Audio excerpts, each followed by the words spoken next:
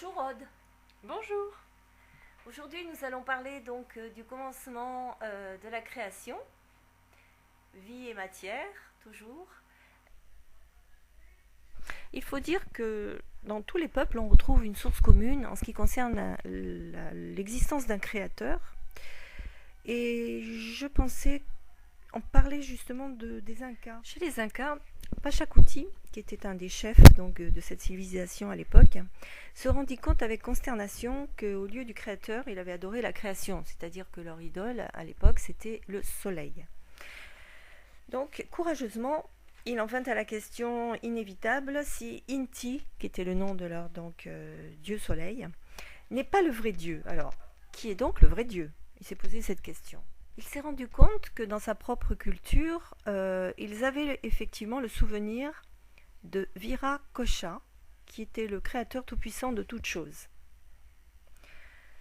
Donc, il a réuni les gens de son gouvernement à l'époque en un concile, le concile de Coricancha, et il leur a exposé ses doutes quant à Inti, le dieu soleil. Et à quelle conclusion sont-ils arrivés? Eh bien, en 3 points. D'abord que Inti ne peut pas être universel, ce dieu soleil, donc, s'il répand sa lumière sur les uns tout en la refusant sur les autres.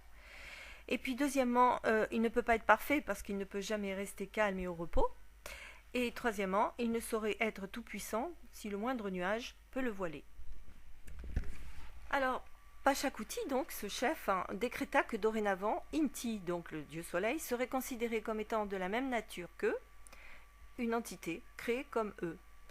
On devait prier par contre Viracocha avec vénération et humilité. Et sur la lancée de ce concile, il composa des hymnes fervents à Viracocha.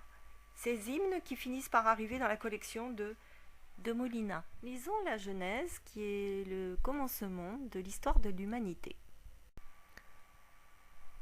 Au commencement, Dieu créa les cieux et la terre. La terre était informe et vide. Il y avait des ténèbres à la surface de l'abîme, et l'Esprit de Dieu se mouvait au-dessus des eaux. C'est primordial ce passage-là parce qu'on voit que la vie existe avant la matière. Forcément, mais on le voit vraiment décrit. Le souffle de Dieu planait au-dessus des eaux. Par la même occasion, on s'aperçoit que avant que le sec n'apparaisse, il y avait des eaux. Oui, il n'y a rien puisque la terre est informe et vide. Et c'est l'Esprit de Dieu qui plane, alors c'est lui qui apporte la vie. Donc la vie préexiste avant la matière.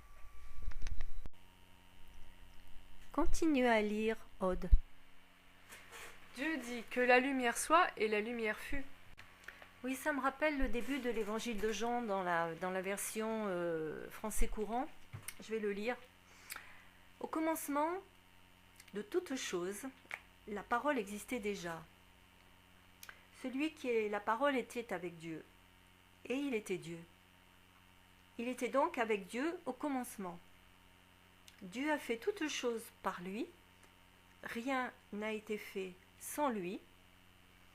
Ce qui a été fait avait la vie en lui, et cette vie était la lumière des hommes.